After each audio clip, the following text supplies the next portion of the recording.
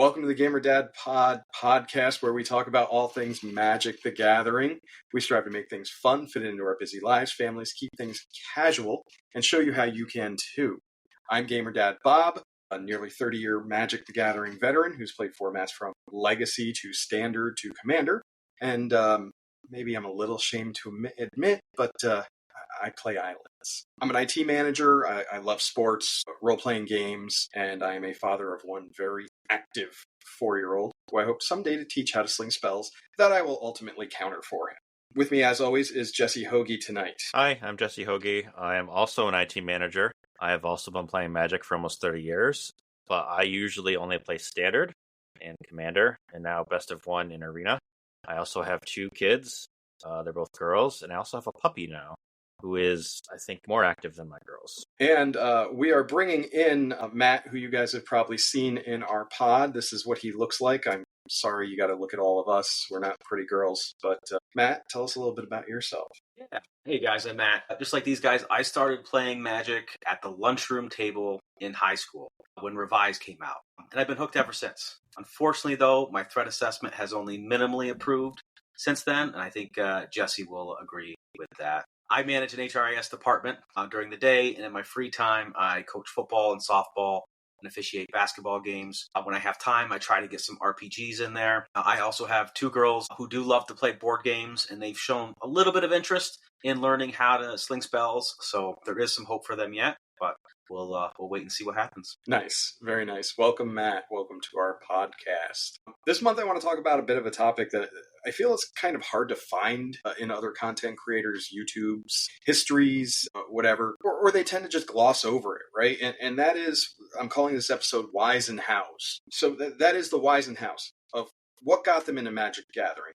And I want to take that to the next level today with all of us. We're going to talk about how we gravitated to certain deck archetypes, including both Standard and Commander, right? Because we've got Standard and Commander among all 3 of us. I also want to talk a little bit about our deck building styles and theories for both those formats. Finally, we're going to touch on our opinions, perceptions on the state of card designs coming out of the latest sets, their impacts on Standard and Commander. So with that, let's dive in here. So first question, I love this one. So if you remember, what specifically got you into Magic the Gathering? And for me, I don't friggin' remember. I think my friends in middle school showed me the game during like a study hall period, and I asked some other friends of mine if they played, and they did, and I had a small group of friends, and boy, man, some of them just gave me their cards, others gave me some cards, and then I started building decks. I found out that my cousins played it also, which blew my mind. I didn't realize that.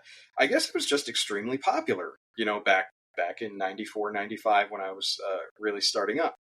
That's kind of how I just started. I thought it was a really cool card game. I was already into collecting cards games. Like, I still have like Marvel Gen 1, Gen 2, Gen 3 comic book cards, if you guys remember those. And some of the Marvel masterpieces, the kind of the spin-offs with the extra fancy art and the pretty girls on it. And I still have those sitting in a binder below my Magic cards. Jesse, do you remember what got you specifically into Magic the Gathering? How you started? Yeah, so my father, when he was alive, was a big collector of sports memorabilia. He had, God, I remember his room was floor to ceiling, all Kobe Bryant, Shaquille O'Neal, Michael Jordan memorabilia, signed basketballs, signed jerseys. He had hundreds of thousands of dollars worth of basketball cards that he collected. So I started collecting cards like basketball, baseball at a really young age. And then I remember I very, very, very vividly remember the first card I saw, and it was Fireball, and I loved the art. So I saw that, and my dad, the way he was is like, oh, you like that? I'll buy you some. And then he would he worked for UPS, so he would be traveling and driving everywhere, and he would stop at card shops and buy me cards. And he'd ask me what card I want, and he would buy it. And then my best friend at the time, who was also named Matt, he started getting into it, so we would start playing, and then, we had crappy decks, nothing that was like really good. My claim to fame was Hypnotic Spectre. I used that, like everything I had. And then the other friends that I hung out with that lived on the other side of my house, they started playing too. So we all kind of just started playing together. But yeah, it kind of transitioned from baseball, basketball into Magic. And then I also had the Marvel stuff, but I don't have that anymore. I got rid of it when I went to college. Bad news, it's still not worth much. Yeah. It looks cool and everything. I've got a hologram that might be worth the most out of it, but I doubt it's even worth $100 at this point still. It's not. The whole they're, set, they're, $100, if that. I think they just printed the hell out of it. And there's just so much out there that it's not even rare. So even though I have full complete sets multiple times over with all the doubles and boxes that I got for gifts and everything. Yeah. So Matt, what got you into Magic the Gathering? What started it all for you? Yeah, so it's exactly from the intro. Was I was sitting at a table at lunch. One of the kids whipped out a revised starter deck, and we're like, "Whoa, what's that?" And he's like, "Yeah, it's got all this cool art and stuff, and you play the game." And so we started to play it. We didn't really know how to play. We were just fumbling through the cards, looking at it, and the first card that I saw was Wheel of Fortune. That was Wow. great. Looking at that, we just played the cards, and then I tried to find it, and of course I lived in a very small rural town, which we didn't have card shops, so I had to wait to go to Plattsburgh. I went to Plattsburgh, happened upon a game shop in the mall, when malls actually had stores where that's where you had to go to get things. And went into the game shop. They had Magic there. I was just in awe of what they had. So I started to slowly buy the starter decks just to get started. And then slowly in the school, the older kids started to get the game. So we started to play at lunchtime. We would all make our decks and have fun doing that. But it just grew. It was just something to do because at that time in the gaming industry, there wasn't something that had a strategy and a really mental component to it to be able to play against each other. And that's really what kind of hooked me into it. I guess competitively, right? Because I mean, D&D existed. Competitively, correct. As a collectible, right? As yeah. like a TCG, that was one of the only ones out there at the time. Yeah, I mean, Pokemon didn't come along for a couple years. Still Yu-Gi-Oh! Even further beyond that. So this was one of the very first TCGs that I started in. I actually got in on like the first generation of maybe newer generation of Star Wars cards in the mid '90s as well. I don't know if you guys played that Nope. game. I remember there was a Lord of the Rings TCG too. There was. I was not into Lord of the Rings at that time, believe it or not, and now I'm such a fanatic. But yes, that existed too. That was a thing. So my next question is, what types of decks did you originally build? So for me, I was getting beat down. I remember I was getting beat down by flyers like Muhammadi Jinn and Sarah Angel, and I got so tired of it, I just built the biggest stompy green decks I could find, and I splashed red for removals. The first decks that I was successful with were Gruul decks with Gaia's Liege, Force of Nature, friggin' Giant Spider or Woolly Spider, because I could trade with a Sarah Angel with a Woolly Spider. Because it got +2/+0 if it was blocking, cards like that. And then Fireball, to Jesse's point. Awesome card. And I did have a burn deck that I copied off of my cousin because it was all burn. That's all it was burn spells, no creatures, just direct damage. Oh, no, there were creatures. There were goblins. And with goblins, what was legal then? Goblin Grenade. Yes. And that was in his burn deck, and I just got obliterated. There was nothing I could do. It didn't matter. He didn't care that I had an 8/8 Force of Nature standing out there getting ready to trample over his goblins. He didn't care. Take a Fireball for 6. And that's kind of what I started building originally, and we're talking 7th, 8th grade for me. So, 94, 95 kind of time in there. Jesse, what were the first decks you were building? So you mentioned Hypnotic Spectre, right? Were they mono black? No, they was Rakdos, which back then Rakdos wasn't really a thing. No, guilds were not a thing. So it had Hypnotic Specters, it had Nightmare, Pestilence, it had Lightning Bolts, it had Incinerates, it had Fireballs, those type of cards. And then that's all I played. And then when Mirage came around, I threw in Hammer of War Gardens, I threw in Vampiric Tutors, those type of things. And, pretty good. And then I went away to college and stopped playing and then sold my cards. So, and then when I got back into it, it was Shards of Alara, where there was guilds now, and there was the color shards. Yep, and the literal shards. That's when my love of Jund started. Matt, what about you? Yeah, so again, small town, so I just built decks based on whatever memory that I had is up in that card store in the mall. I bought a box of Fallen Empires, and at the time that had just came out. So I opened the box, I cracked all the packs, I found all the good stuff, cards that were in Fallen there. Empires. Good stuff. The good stuff that was there, and just I had a 5-color deck, and it did not go well, right? I mean, I didn't know anything about deck creation at that time. It was, it was over 100 cards in it, and I just got stomped every time. My friend, he built a mono red deck. We went up to a tournament in Plattsburgh, and I got stomped. I just couldn't do anything. I didn't draw lands. It was hard to shuffle. And then I went and I watched him, and he was doing well in the tournament.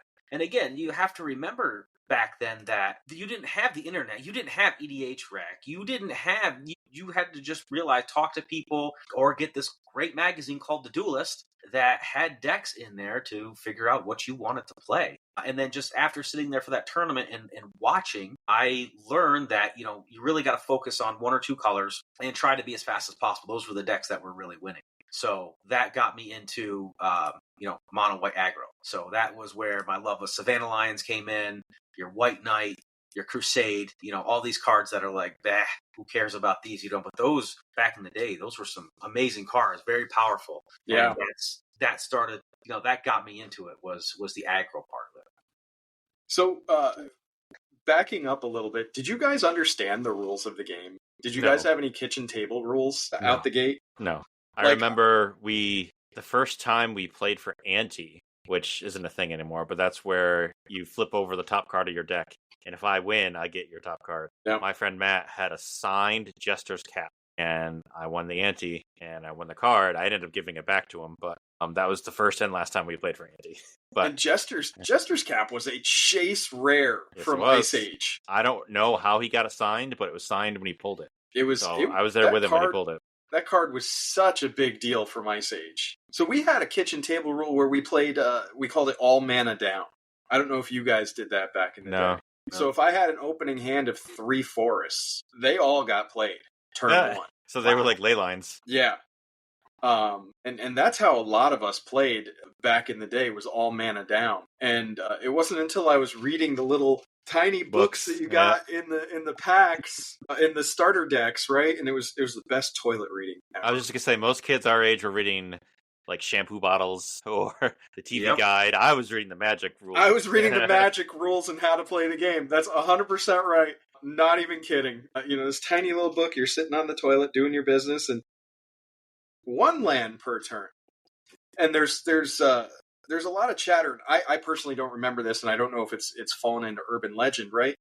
But did those books say to put your lands in front? Yes, they did. I think they did. Yeah.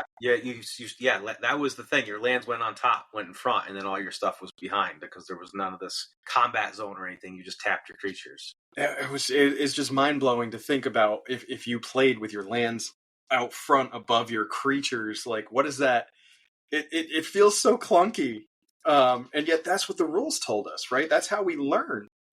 And again, much before the internet was around, we didn't have access to comprehensive tournament rules or anything like that. Not to mention, we were 11, 12, 13 years old at the time. That stuff is hard to comprehend. I mean, Matt still doesn't get it. So, Nah. Funny thing, you can actually buy those rule books on eBay. And what are they going? They can't be that much, right? No. There's a Mirage one for $7. There's an Ice Age one for $6.99. I kind of want the Ice Age one. I kind of want to get all these, to be honest with you, because they're so cheap. But the funny part is that's the price of a starter deck back in the day. What was $7.99, $7.99, $8.99? Was it really? I don't remember that at all. Yep. I remember going into a card shop near me called Sanctuary Comics, and they had a Black Lotus there for $300. And I'm like, Dad, will you get that? Will you get that? And he goes, hell no. So I ended up getting, I think it was a Bayou or a Taiga for $20. And it's like, man. Stocks. You had stocks. Okay, so I love it. Absolutely love it. So when you really started to get into competitive play, for me, it was after I graduated college. Like Jesse, I quit Magic because my parents didn't want to pay for it. And, well, I didn't have a job I was going to be able to. I had car payments and gas money and eventually beer money. And, I was heavily into video games, so I wasn't playing Magic the Gathering. So they just sat in a cardboard box, plastic box. in my closet while I spent 7 years trying to figure out what the hell to do with my life in college. So I got out of college. One of my suite mates, I learned that he had played Magic the Gathering. He still had a bunch of his cards. So we started picking them up and throwing stuff together again, and I started understanding the rules better. And it was even then when I learned that lands are colorless. I thought they were colored permanents because there were cards in Conflux that cared about what color permanents you had out. And so I learned so much about that. And at some point, we had enough of a pool of cards between buying Shards of Alara, like Jesse said. I got back into it the same year, Conflux, and we had enough to make kind of decent decks. My first FNM deck was an accidental, amazing metagame call. So legal standard was the Lorwyn Shadowmoor blocks, 10th edition, and whatever was available in Shards of Alara Conflux. And that was when I went to my first Friday Night Magic at a small mall in Vermont, because that's where I was attending school and my friends still live. And I played an Esper Artifacts deck. Now, the main removal in black at the time was, you guys know? No. Dismember? Doomblade did not exist. No, Dismember wasn't until Phyrexia. Terror. Terror. And what does Terror say? Non-black, non-artifact creature. And all of my creatures were artifact creatures. I had things like Aethersworn Canonist. I had Master Transmuter. My finisher was Inkwell Leviathan that I would Master Transmuter something out. I had like Windborn Muse. It's just a silly artifacts deck. But I got paired up against 2 black decks that just didn't have any removal for me, and I just ran them over, and they were so angry because the new guy just made a metagame call by accident. And I actually top 4'd that night, which was my very first top 4 in my very first tournament. And that's the dumbest freaking thing ever. That's not supposed to happen. I think I finished like 2-2, and I had tiebreakers over some other people. And that's when I learned that Wrath of God was still a thing, too. Because I had like this nice board with an Inkwell Leviathan out and Wrath of God. Damn it. But that's what I played, and I've always been an Esper guy ever since. And Jesse, I know you are a Jund Shard guy, and I wonder if jumping in at Shards of Alara is really what's influenced our love for these archetypes and everything. So when you started to pull Jund together, Jesse, were you using the internet to find something, or? At first, no. Like, I got back into it around Shards and that block. Like, looking back, I think the original Duels of the Planeswalkers is what got me looking at it, because that came out in like 2009. I know Conflux was like 2008. So the reason I went to Jund was I liked the art for Lightning. And I liked the card Lightning. Lightning Bolt, discard, all in one package. It's like Lightning Bolt and Mind Rot. Yeah, and then you have Bloodbraid Elf, where you cast Bloodbraid Elf, and that can cascade into a Lightning. Like, oh, this is a great combo. And then, Sprouting Thrynax. This is great too. So, and then it just by happenstance happened to be at that time what the pros were playing too. So it's like, I have most of these cards already. Like, I have Bee Blast, I have all that stuff. I'm like, I'll just keep playing it. And I just stuck with it. And I never deviated from it. Even as it kept going on and on, I had cards like Vengevine and Liliana the Veil and all those to it. But like, my first competitive was I went to FNM at a place called Numbskulls, which isn't even a card shop anymore. And I remember vividly there was a guy named Jurgis that he played something, and I immediately went to Lightning Bolted or something, and he slams on the table and says, I haven't passed you fucking priority yet. And then other people in the card shop jumped up, grabbed him, and pinned him against the wall and says, what are you doing? And he's like, this is his first FNM. What are you doing? Really, really welcoming to new players, right? Yep. And he was actually banned from Cooper's Cave for the longest time. And that's actually why I stopped playing, because I let him come back. That was my first experience with tournament, and other than that, I loved it. It was fun. Everybody was really welcoming, and then I stuck with it. And then Innistrad came out, and then I'm all big into vampire stuff. Zendikar came out. We knew each other at that time. We knew each other by then. I met you guys by then. Yep. So like Matt, you came to where we worked together in 2008. I think it was, right? And I don't remember how by happenstance we talked about Magic, and we both like, oh, we both play. And then along comes Bob. You were talking about a card, or I saw something on your screen, and I'm like, oh, wait, you play Magic? And you're like, yeah, you play Magic? I was like, yeah. And then that's what we talked about. We worked in the same department, and I sat here, he sat 2 cubicles back on the right. where I sat. That's the same cube I sat in when I was in that office too. Yeah, and then we opened our Latham office, and then Bob was right next to me, the same cube in front of me. And then I think you and I were talking about something, Matt, and then you're like, wait, you guys play Magic? And then that was it. Yeah, I specifically remember Matt walking by and being a nice guy and saying, hey, don't let people see you looking at Magic cards on your screen while you're working. He goes, they're just weird here about stuff like that. So, and I think that's how Matt discovered that I played. And I almost feel like he told you, and then Maybe. it was like, okay, we gotta talk.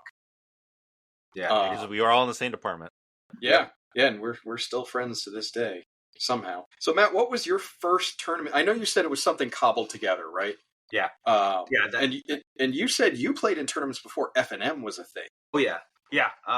So one of my memorable ones was when Homelands, Visions, Mirage, Tempest, that block was out. I think Mirage had just came out because that's when the first Mana Rocks really came out in that set. And there was, in the Duelist, there was this fun combo of Winter Orb Stasis. And I was like, oh, that's a fun deck. I'm going to play that. So I built a deck, went to a tournament in Middlebury, Vermont, and I was a new guy. They didn't know who I was, but I was playing and I was winning. And the games went to time every single time because that deck is just a monster to run. It hurt my head every single time. That's when I think it was a Tempest Drake, right? That was the first ones that had Vigilance, which wasn't called Vigilance at the time. No, it was just does not tap to attack. Right. So that was the big guy. Everybody else, all their stuff was tapped down. I had Mana Rocks that would untap. I had the Tempest Drake that was attacking every turn with buffs, right? So I just keep putting enchantments on them. And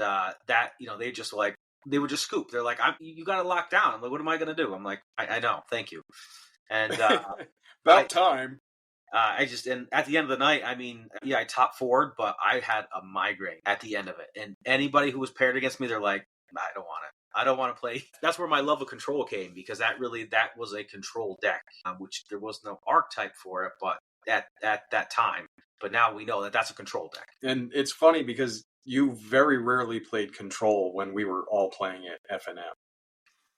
Well, most of the time I didn't have all the cards. So whatever you guys were playing, I would play something different. So the cards that we could let you borrow. Correct. So I just played whatever. If most of the time it was aggro because that's what we had, opposite color. So we know Jesse had Jund, so I would play something off color. Usually had white in it, but I just played whatever. So did you guys? Did your deck preferences change over time? Matt has an interesting point, right? He's like, that's how I fell in love with control. As I was kitchen tabling things and learning to play the game better, I started to fall in love with control.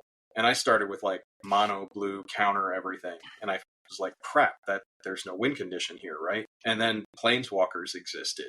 And then Jace the Mind Sculptor existed. And then blue-white control existed. And that's all it took for me.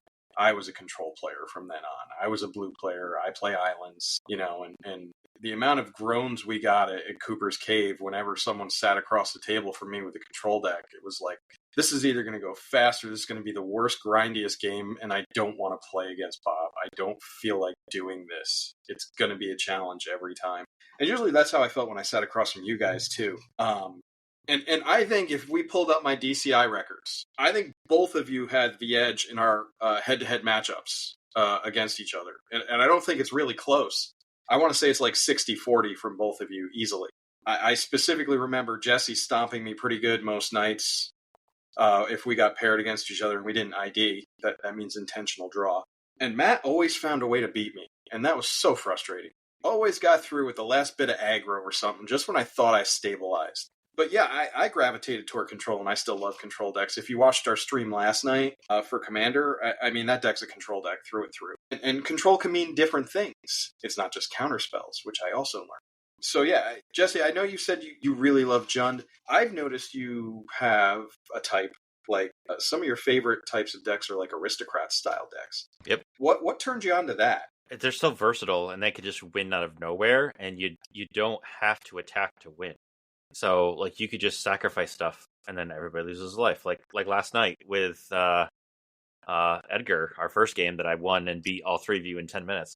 I attacked, but I also drained you all for 7-8 life every time I attacked, all at the same time. Mm-hmm. So it just because like the whole basis of Magic is you play cards, you play creatures, you attack, you deal damage. Aristocrats, you don't have to worry about attacking all the time because you have a different way of doing it. It's a different win con. So that, and just the fact that it's like related and associated with vampires, and I'm a big vampire guy. I always have been since I was a kid. It's just like it was a win-win in my head. It's like I can play these cool cards that are vampires. I'm draining you life, and it's actually good. Sign me up. So that's where like my Mardu decks would come in. I would play those Falconwrath Aristocrat, those cards, and then you have the black white ones, that do the same thing. So you put those together. Nightmares from Falconwrath. As a control player, Falconwrath Aristocrat and Malakir Bloodwitch are some of the worst cards I faced, hands down.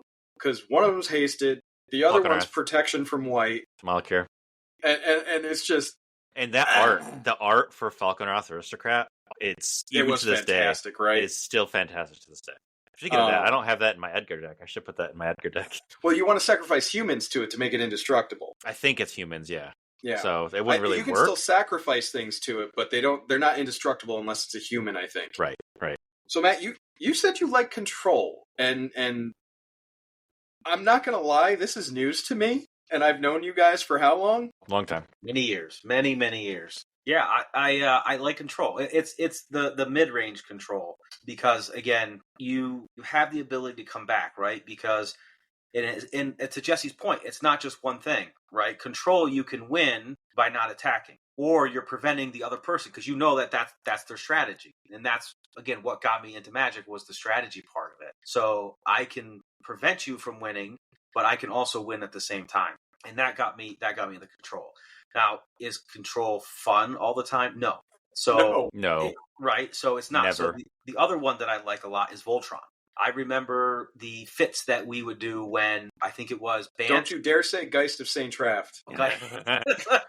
It was the Bant one though, that had Geist of St. Traft. It had all those in auras. That had Eldrazi conscription in it. Yes, it did. Sovereigns of Lost Alara, Eldrazi conscription. I played that deck in Standard because it was broken. And that's fun. That was a fun one at the time. And that's, again, you can, to Jesse's point, you come out of nowhere and you just win. It's like, okay, yeah, they're going to do 10 damage to me. I got 15 life. 3 enchantments later, I'm doing 25 damage and I'm swinging and you didn't block. So sorry. Oops, I win. Miracles, right? So did your deck preferences change over time? So like I said, I was a Gruul player. And now I most definitely favor islands. In fact, green is probably the color I'm least comfortable with. And that said, I've won in limited the most with green. It's every limited I've played green, I've top four or finished in first place in sealed events or whatever. But I hate it. I hate everything about my inner being hates green. And I don't know if that's just a blue player thing. Like, I feel like I should hate red. But I hate green more than anything else, especially as we've moved into a modern day where every green card has attacked on, cannot be countered, or is randomly hasted now, or the power creep on these things is insanely high. You can get a 6/6 for 4. You can get a 6/6 for 3 in that 3-drop dinosaur that's in Standard right now, right? If you attack, it doesn't untap unless you have another dinosaur. Right. Who cares? You can build around that. Jesse, so you went from like Rakdos hippie spec to Jund, which has still got some Rakdos in it, with the green splash. And you definitely like the Aristocrats decks. Is there something that you favor more these days? It depends on what... Like, I feel like Arena has conditioned me for quick, fast stuff. But even before that, like, I absolutely despise Control. I think Control is the worst thing that Magic has ever put out. I think it is against the very core of the entire game. So, like, part of me loves big, beefy creatures. Like, I love green. Green is like red, green, black are like tied for top. And then I like white too, but I don't like the control part of white. I like the quick mono white aggro decks. So, like, I play in Arena, I would play mono white humans all the time. I would play Boros humans with Boros Convoke, the latest meta. For a while there, I was playing Soldiers, which is white, blue, actually, because blue has some aggro to it. But I've always been a mid-range aggro type guy. I don't like combo decks because it takes too much thinking, and they feel fragile to me. Aggro and hitting you with stuff is an easy thing to do. It's fast, It's easy, and it wins all the time. So, Matt, you're describing yourself as a control player, but I see you as more of a chameleon type. Would you, given the right circumstances, if you were back in F&M tournament play with the right card pool, would you be on control, or would you be on mid-range or something else? Yeah, I'd be on mid-range. I would be playing whatever's at the top at the time. So I could play whatever deck. It doesn't matter. If it's aggro, if that's what I need to play, I'll play aggro, and I'll play as best I can. If it's mid range, then I'll play mid range. If it's control, then yay, that's even better. I'll play control. It doesn't matter to me. Do I have a preference? Yes. Do I find aggro not as fun as the control mid range? Yes, because it's you turn a creature sideways. That's what you got to do in order to win, and then sometimes it's fun because you do get some pretty interesting interactions when creatures attack and when other things are out there. But nah, if I had the choice, I would play whatever's at the top for the meta at the time. No, I think this goes without saying, but I have to ask this question. Even as you guys played FNMs, and we've all stopped playing at FNMs, was winning always the most important thing to you when you walked in the door? Always the most important thing to you when you walked in the door? No. Yes. So Matt says no, Jesse says yes. I'm going to say I progressed from yes, super spike, to no, to I wanted to build interesting decks to combat the metagame and see. I created my own stupid challenge mode, right? Can I still defeat this metagame with a Bob Brew, that's what I called them, and win that way? And if I don't, oh well. I learn and I come back the next week. And when winning is one of the most important things to you, that prize support's important to help bolster your collection, get you those cards you need and everything. You are going to play the best decks. And that's why Jesse beat me so much. He was playing the best decks. And oh, by the way, he's a good player. So that kind of does it for you. As things went on for me, as we played longer, as I got less interested in the metagames, as they kind of got shaped more and more by, at the time when I kind of quit, it was full on mid-range. Like the freaking Khans of Tarkir Siege Rhino decks. I was so tired of seeing them and Crackling Doom. It was just terrible. I started getting into, I'm just going to build metagame decks and see how janky I can get them and see if I can put my super secret tech into the sideboard for best of 3. And sometimes it worked and sometimes it didn't. You know, I remember tilting someone really hard when I had some super secret tech against Polymorph. I think Matt and Jesse were both there that night when that happened. Oh, the whole shop froze. Was it Tim? Yeah. Yeah, I think I saw him recently, actually, at the doctor's office. I hope he's doing okay. I have no ill will toward this person whatsoever. And I can see why that kind of tech was tilt-worthy, because nobody was playing the card I played. Nobody knew what it did. And in the Polymorph deck, if your Polymorph target's in your hand, which I happen to know it was, it just mills your opponent out. Pass the turn, they have no library, good game. And I won that way. And boy, oh boy, did I tick him off so much that he just walked out of the shop. After everything settled down. He was like, I'm done. And I don't even know what his record was. He could have been like 3-0 going into that match, and I gave him the 1, and he just walked out of the shop. He was that angry. And it was those kinds of weird interactions I loved with my sideboards as I challenged myself with off metagame kind of decks and super secret tech, the SST as Matt and I coined it, in my sideboards to kind of turn the tables on people. I remember when Cawblade was a thing, I had some tech in my sideboard. That was a weapon that I could tutor up that when it hit, it actually destroyed opponents' equipments, which was good. It was the first thing I fetched up. I didn't grab the Swords of Feast and Famine. I got that. All right, I dare you in the mirror match now to grab your Sword of Feast and Famine. It's not going to work out well for you. So that's kind of how my play style changed. And I think this is another great question that we don't talk about enough, even in stream, but I don't hear content creators talk about this enough. How did you improve your game over the years? Right? So we all talked about and touched on, we're not good players. We didn't know the rules. We didn't understand card interactions. We didn't understand deck building theory. To Matt's point, I had a 100 card deck also, basically. I didn't know what I was doing. I didn't know the right amount of lands to play. How did you improve your game as you kind of matured into things? We'll start with Jesse on this one. I started reading a lot of articles, like Star City Games was a big one. I still have the Magic books that I bought. I can't remember the name of it, but I know it was a blue cover, which introduced me to, Are You the Beatdown? Hold on. I think that's on my shelf. It's on my bookshelf right over there that I could see. from here. But I read that thing cover to cover at least 3 or 4 times, and it's like opened my mind, because it's like I'm always thinking I'm always on the beatdown because that's what aggro decks do. And this is like, well, sometimes you're a beatdown deck, but you're really control depending on what the board state is. And then it's like, wow, there's all this, like, all these articles and all these people that talk about the theory of Magic and all these other stuff that just wasn't around back when I used to play. I can't find it. I mean, It's on my shelf somewhere. Yeah, mine too. and, But and yeah, that's- It was written by Patrick Chapin. Did you guys say yeah, that already? Yeah, I was to say, I almost said Patrick Sullivan, but Patrick, Another pro. Yep. So, and that, like I said, it introduced me to Who's the Beatdown, and it just changed my complete perspective on it. And then Mike Flores coined the Who's the Beatdown. Yep. And then it just got me obsessed with learning how to react and learning how to adapt, which I think started my whole, really how I played FNMs, was I would take a good meta deck that was strong and adapt it to where we were, like what the store meta was, because each your local stores is going to have a different meta than like at the tournament. So I would take, okay, this deck did great at the tournament. It's in the colors that I like. What do we see at our local store? What changes do I have to make? And then that's how I would get successful, is I would just make it, adapt it to the store, where most people at our store played the meta deck card for card. Yep. They would not adapt it. Yep, and I mean, you and I, maybe Matt did this, but you and I wrote on a blog on your website about stuff like that.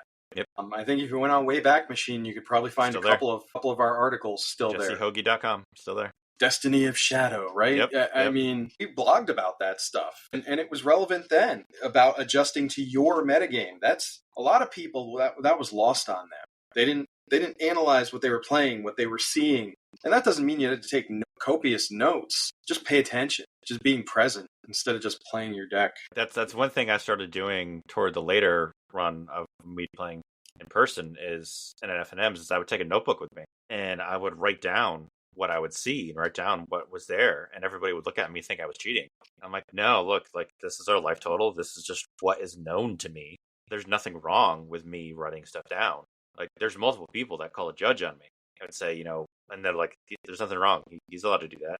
But I mean, even today, people still try to do that same thing. They see a tournament. They go to a tournament. They say, okay, this deck won the tournament, so I'm going to take that deck and go to the next tournament and try to win with it. But what's happening is that the pros, and this is why they're pros, they're like, okay, this deck won. Now I got to figure out a deck that's going to beat that deck and also be good. And so they're always constantly adapting. Unless it's Nadu, and then everybody just plays Nadu because it's pointless at that point.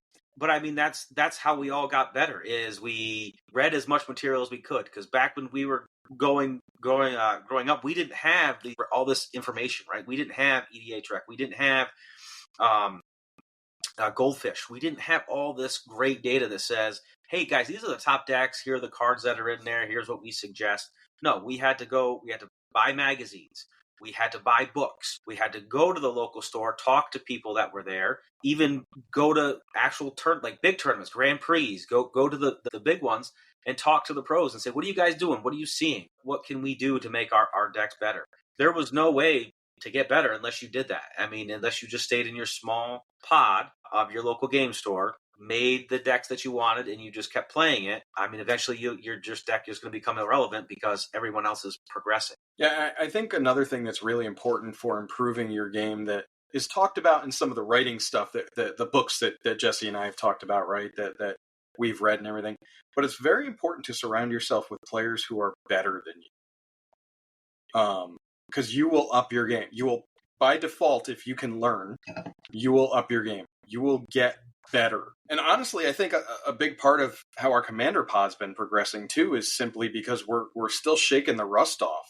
I mean, I'm sure if any of you out there were really, really tight with the rules and everything, I don't even want to think about how many misplays we make on any given night at 9:30 at night on a weekday when we're all tired and everything, and just weird stuff happens. But we're still shaking the rust off with these games. We are still getting better with our own decks. And by the way, I mean, that Watcher deck I played last night, that's the first time I played in a pot of 4. I didn't know what to expect. Still don't know. Both the decks I played was the first time I played at all with either of them. Like, I goldfished them, but I never played in person with either of those decks. Right. So what you guys see on our stream sometimes is it's the raw first play. Now imagine if we played those decks constantly and really got the hang of them. If you guys watch the way Joe sequences his Eldrazi deck, his Braids deck, Joe from our pod, those are finely tuned motions. He knows the deck inside and out. He's played it a bunch. He's comfortable with it. He knows his outs. He knows when he's screwed, right? We don't always do that because we swap decks so often. Even Matt with Feather, he still isn't playing that optimally. And clearly he doesn't have good threat assessment either. So I mean that's just, it's going to build the more you play. And at 42 years old, I'll be 43 in November. Jamming out games is difficult, right? It's hard to get these guys together even once a week. Matt's not going to be here next week. I got to find a sub. I got to find a substitute. So that gets challenging. So improving your game, surround yourself with people better than you. If you really, really care enough, right, and you want to get into that competitive thing, do your research, read. There's so much information on gameplay, techniques, theories, and everything that's out there. But if you really want to hone your EDH game, your commander game, just play the same deck. Get a feel for it. Find the combos. Tune your decks. Change things. Discover card interactions that you thought did something, don't really do it. Or you learn that you thought the card interaction was one way and it was really another, like last night. Play the game. So moving into Commander, who was your first Commander, Jesse? Rise of the Redeemed. Elves. Yep, and it was the only Commander deck I had.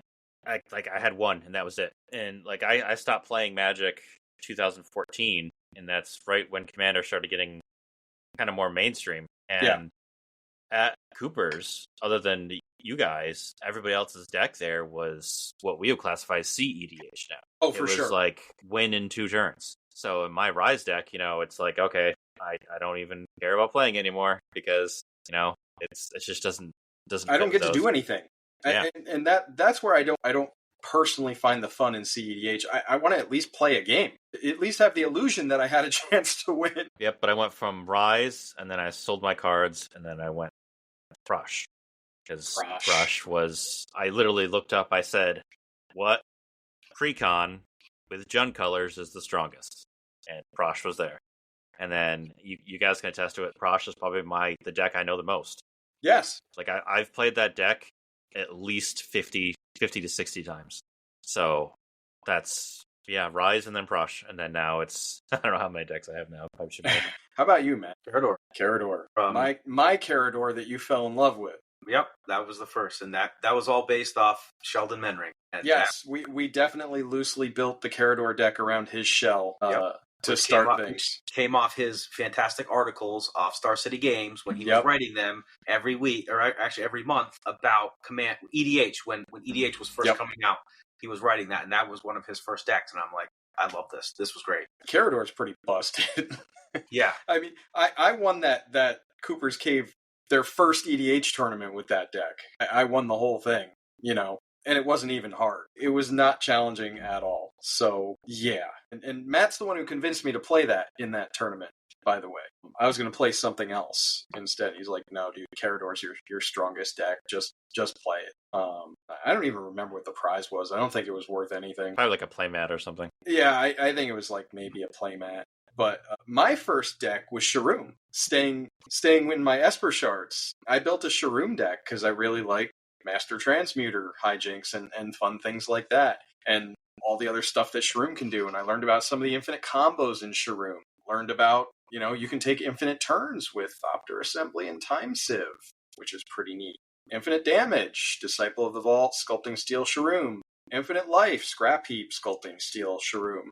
Things like that drew me to that deck. And boy, did it take off from there. I had so many decks built and I sold them all. What did I have even back then, guys? I must have had 10 decks. I don't specifically remember them all, but I must have had about 10 decks that you guys could have chose from and just picked up and played back then even.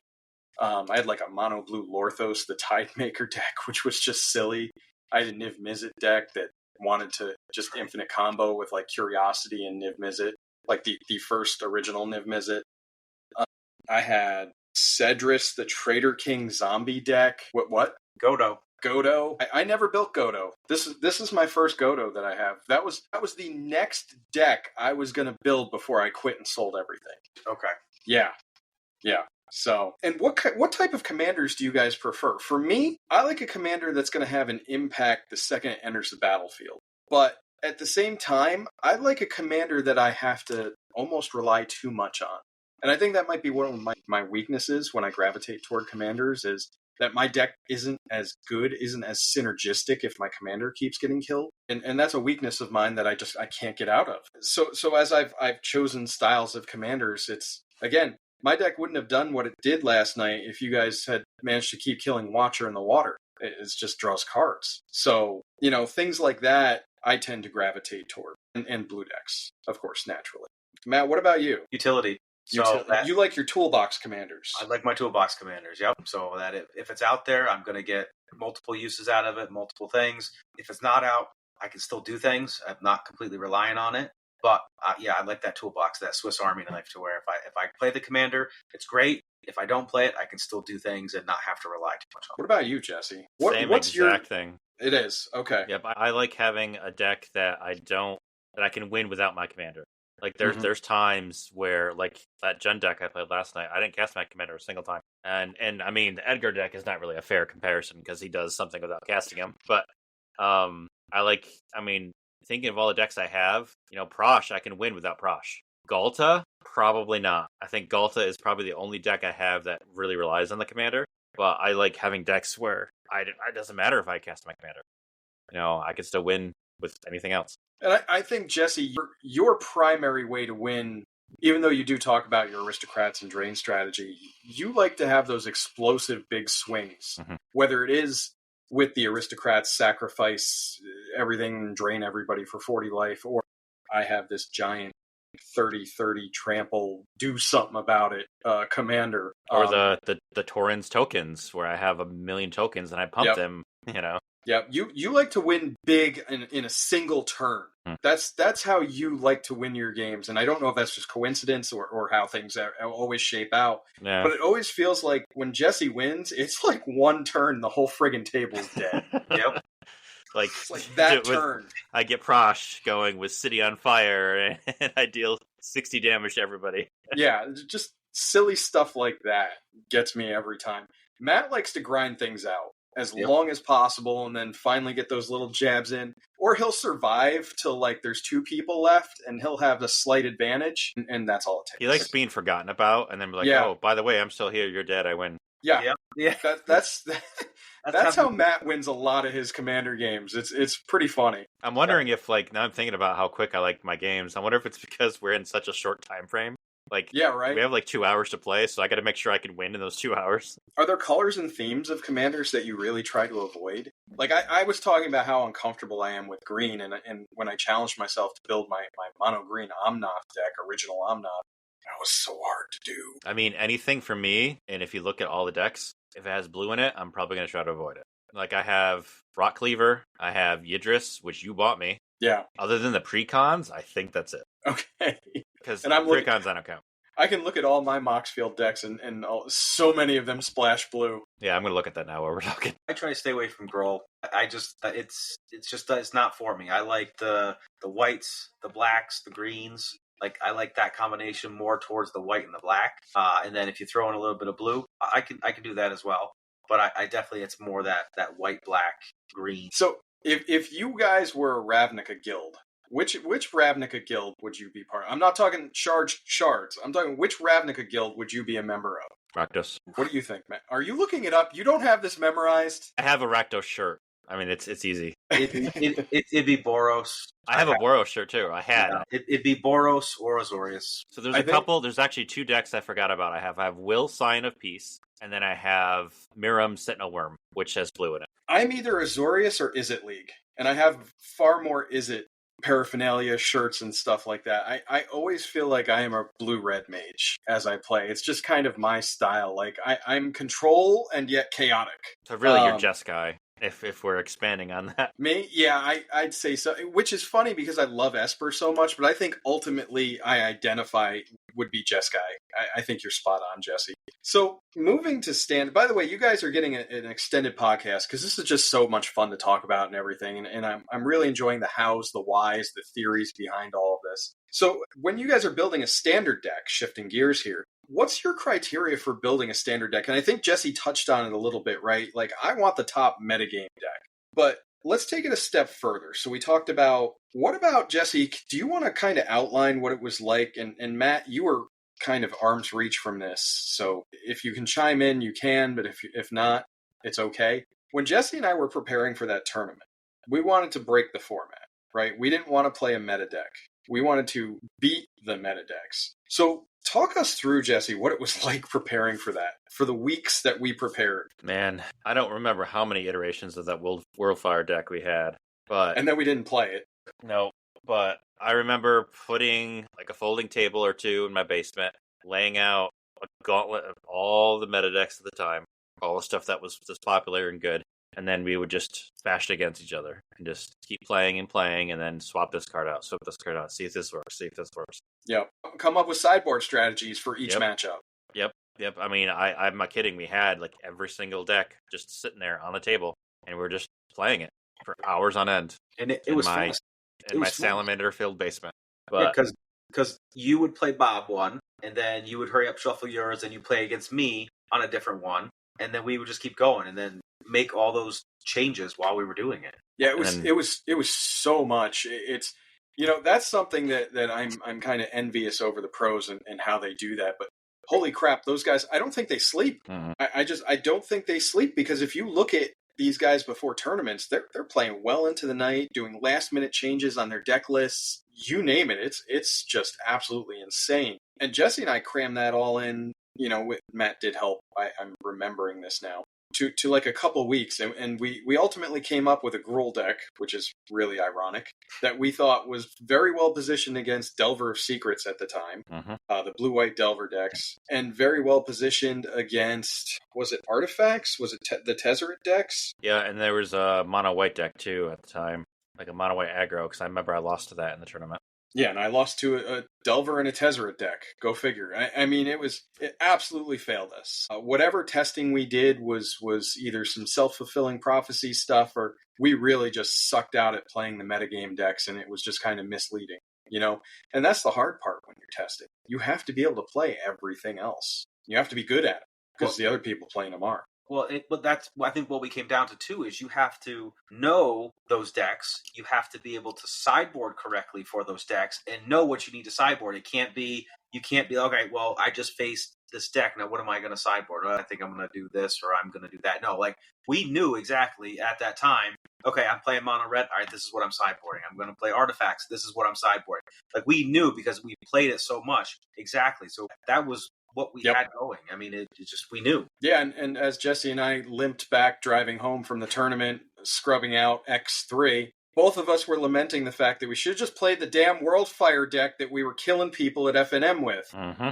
I mean, all three of us brought that. We had enough cards that all three of us brought that to an FNM, and we all top four'd. I think it was 1, 2, 3. Yeah. It was insane. I remember Leaf. I remember him coming back and watching one of my games and him going to the front and saying, "Come look what Jesse's playing." Like, wait, Bob and Matt are playing the same thing, and they're like, "Oh god." And then 1, 2, 3. Yeah, that was probably my proudest accomplishment that evening, that week, that we warped the meta in that Prime story. time, Thragtusk, World of Fire would wipe the board, Thragtusk would go, you get your token back, and you win. Yep. Yeah. It was silly, and Wormcoil. Don't forget Wormcoil was in that deck too. Yep. It was insane, and we had our own spin on it, right? It wasn't the net deck Worldfire. To Jesse's point, right?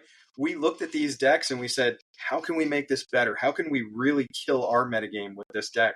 And clearly going 1, 2, 3 that night was the ultimate accomplishment for this group here, this team. Yeah, that was probably my favorite deck that we came up with. Honestly, it was perfect. It's just like, it only happened 1 week. Yeah, I think we tried it again and we didn't have the success again, but because everybody was expecting it. Yep. But that's when I think Cooper's, because that was at Cooper's old location, not the new one where they're at now. Right. This was at the one in the corner near Peppermill there. Yeah. After that, our team, we became a team that everybody feared and just didn't want to play against. And then people kind of split up into their own teams. Yeah.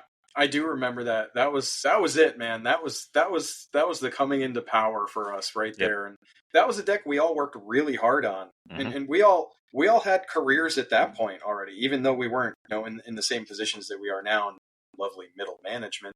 But we had to work hard during the days. Some of us were on call at night, and we had to fit that in. I remember having to leave an F&M because there was a virus outbreak on the production floor, and I had to go and fix that at 6 o'clock at night. It happens. It happens. So how about building a commander deck? Now, I know neither of you guys typically will build a commander deck from scratch like I do. So this is where I have the questions, like, how do you do it? What goes into your selections of commander decks? So if you're just finding something and then making the tweaks, what are your thought processes around that? How are you guys building your commander decks? So, I come from either two directions. Either I take a precon, like I did with Frosh, and then I upgraded it, or I take something that I like Edgar or some other commander that I like, and then honestly, I start with EDH Rec. I look at EDH Rec and see what what they recommend, and then I look at stuff that's not an EDH Rec and see what actually might go with it. Like if you look at Frosh, City on Fire is not in there at all for EDH Rec anywhere. Mm-hmm. But how many games has I won?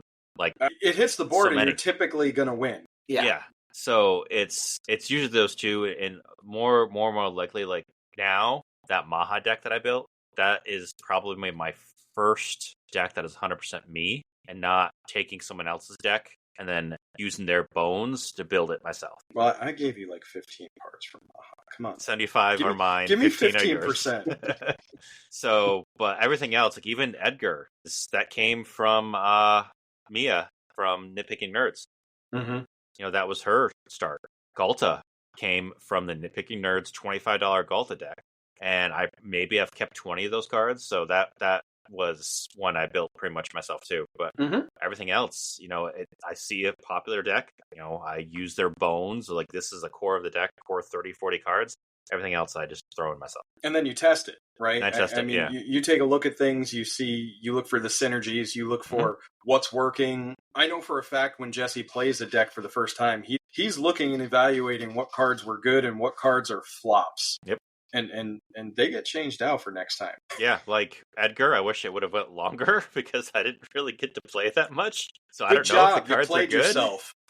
But like Galta, I'm still swapping cards out of Galta whenever I play it. Prosh is probably the most concrete deck I have. But every single time I play a deck, I'll just look back at it and say, did this work? No, swap it. What about you, Matt? What goes into you? So your commander deck pool is super limited, just for reasons, right? We're not going to go into it. You have precons, you've got a couple of built decks. So when you pick a deck, it's very meaningful, right? Because you're now committing to this deck. But what is that process like for you? For me, it's what do I want to do? So Carador, right? I got to that because I wanted graveyard recursion. So I look at all of the different commanders that have graveyard recursion as part of their theme. So I saw Carador. I'm like, wow, this is great. He's always going to be inexpensive, and I can always bring dudes back. It just happens to work out. And then for Feather, it's like, oh, I want commander damage. I want this to be, it's going to be a glass cannon, but when it goes, it's going to hit you, and it's going to hit you fast. So that's where Feather came in. And then, Light Paws, I'm thinking of now, that's Voltron. Voltron. That's right.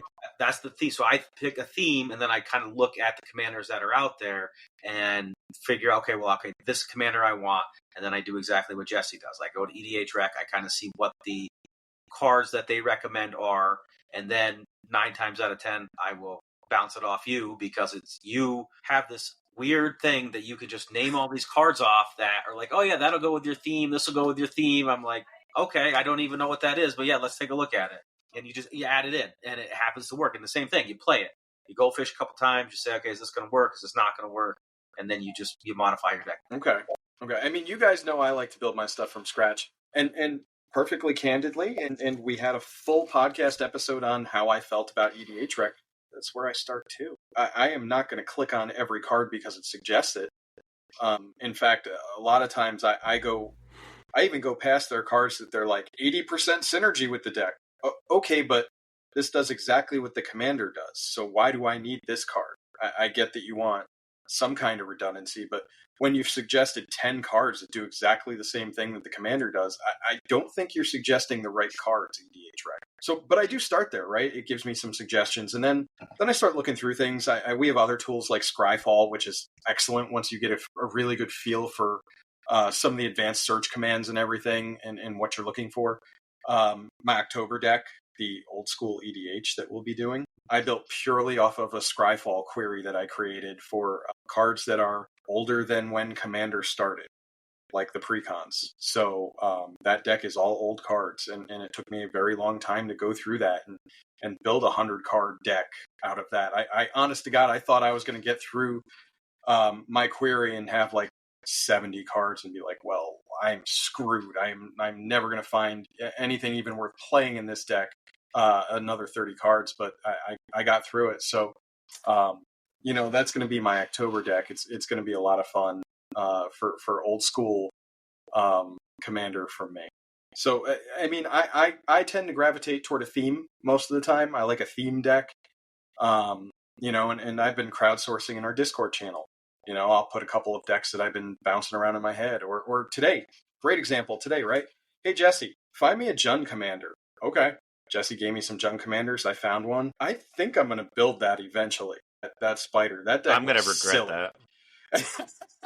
I'm going to regret that. That deck looks super silly, and I think I'm going to have a blast with that, and Jesse is going to regret it. I saw that. I'm like, that is a deck I would build, so I'm going to suggest it. And then he's not going to want to build it because he doesn't like those type of decks. And then it's like, oh shit, actually, it's a good deck.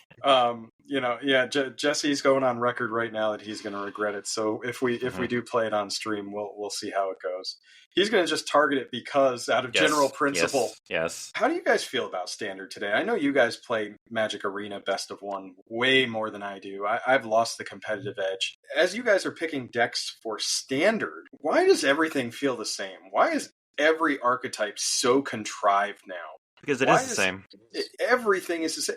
I mean, we look at cards now, and this 3-year rotation, soapbox time, this 3-year rotation for Standard is friggin' brutal. And I'm having a big problem with the way design is going with these cards now. And I think I went on a tirade in our Discord chat week before last, over, like, all of these cards are being created the same with just a tiny spin on the set, right? And a great example is Hammerhand from Dominaria.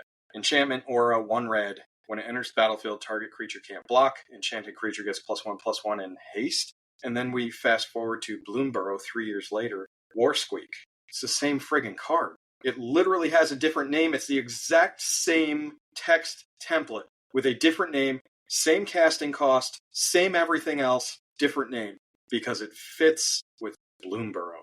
That should not be allowed. I'm wondering if that's going to change with Foundations. Foundations is going to be bringing back some old school cards, though. I mean, you guys saw Savannah Lions is coming back, that's going to be like less and less, because you have this, at least on Standard, not Alchemy. You're going to have a set that's the same, always there for 5 years. 5 years, yeah. 5 years. So now you don't have to reprint these type of cards that should be in a Foundation set every couple years, because it's going to be in Foundations. Do you think this is a result? That's the word I'm looking for. Do you think this is a result of core sets being dropped? Yeah, because if you look back when core sets were a thing, I think the other ancillary sets around the core sets were more different. I think they had different themes. They were out there a little bit more. Where your core sets, you know what to expect. It's the same type of cards. Maybe not every set or every core set, but it's always the same type of cards. You know, you just have those dual lands always in there, like the Dragonsteel Summits and those Round Crag type of things. But now you have to build those into the everything else sets. But now once Foundations is going to be here, which is basically the core set, you don't have to do that anymore. I feel like all the sets are very homogeneous, right? Everyone, you got to have this spell in red that's going to do this. You got to have this spell in white that's going to do this. That's going to do this in black. And they have to reprint it every set so that it's there. Yeah, and now you have 8 sets that have the same card that does the same thing.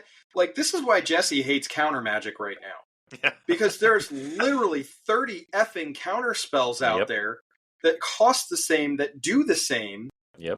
The card pool is too big with all these cards that are being printed that do the exact same thing. And it's why Standard is boring. Standard is very boring right now, on at least MTGA. It's very boring because it's homogeneous. It's all the same stuff. All right, you're gonna see mono red. You're gonna see mono white. You're gonna see maybe you might see an Esper deck in there, but it's all the same stuff, and it's just boring because that you have to play the cards. It depends where you're at. If you want to rank up, you play the cards that you're going to see the majority of the time, because we all know the shuffler is fantastic. It is absolutely random in what you get in the shuffler. So you have to know what cards you're going to get. So you build your deck around that. You mess with your land total. So you know if you get 4 lands, you know that your next 5 cards are going to be lands, so that you can't do anything after that. So it's boring. There's no creativity. And I think that's why everyone's going to Brawl, because while yes, you still play the same deck if you want to win, but there's so many more options. There's so many choices you can play in Brawl and have fun with it. Even Brawl is getting to be a chore these days, because if you build anything that, whatever this hidden, matchmaker thing behind there, if you have a certain amount of cards in there, you're going to get paired against other decks. You're always going to get paired against, at least when I play, maybe because I play overpowered stuff, I usually get Nadu, I usually get Atraxa, or I get Rusko. Like, I don't know how many times I got paired against Nadu. Like, that's why I'm starting to play these off. Like, Maha, I don't get paired against those when I play Maha. Or that Bruxton that I just stole from Rise and swapped the commanders. I get paired against odd commanders now. But if I play, like, a really good deck that is, like, established, I always go against Nadu. And that's not fun. Do we think that creativity is also stifled now without blocks? Do we think that these sets now have to auto-include cards that do these things that Matt and Jesse were talking about, right? Do we think because there's one set per plane, do we think that's stifling creativity among cards at this point? Oh, yeah. Like, as much as everybody loved Bloomborough Limited and everything, the set didn't do anything for me because it felt like it was purely a kindred tribal set that was super narrow, and it didn't bring much new to the table that any of us hadn't seen before, and outside of the Calamity Beasts. We're flopping from cute furry little animals to TVs that might kill you and Stranger Things. Believe me, I started listening to the first episode of the podcast, which is basically the story.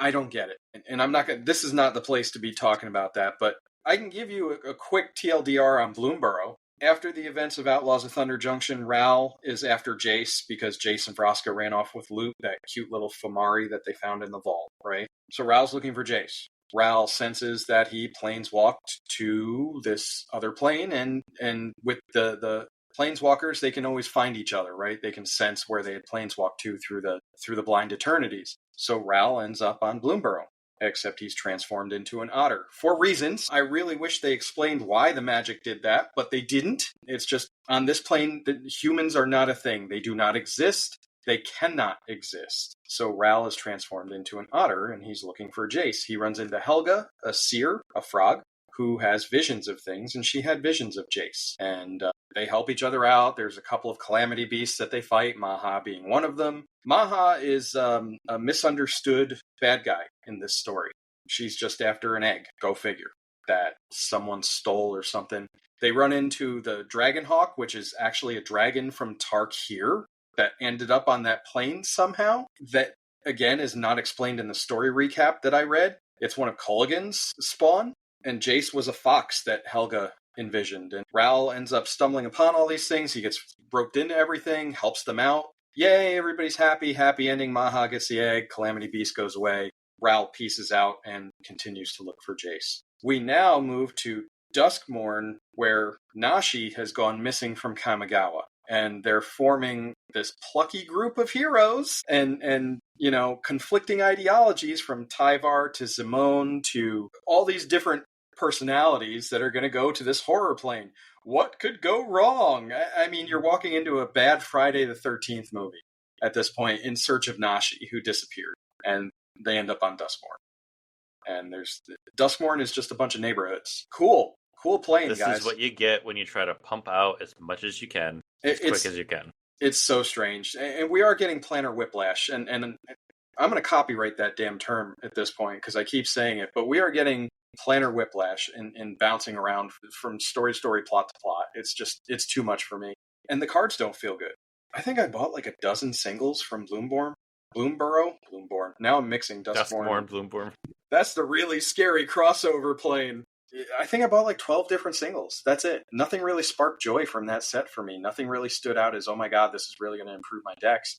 Again, because we've seen all these cards already. Mm-hmm. They exist in other forms. Why do I care about Warsqueak? Hammerhand exists. That's why I like Maha so much. It's different. Maha's a great card. There is still some good design, but on the other side of that coin is some very lazy, what feels like AI templated design that just says, all right, we need a shock in this set. I think I made that up, right? We need a shock in this set. So for Duskmorn, shock is going to add a scare counter to a creature if it lives and it can't block. Otherwise, exile it or something if it dies, And it's just a shock. It's a 1 mana instant that does 2 damage. We got that at home, So yeah, that we're in a weird spot, but I hope through this podcast, this really long 90-minute one, which has been a lot of fun for me. I hope you guys have enjoyed this too.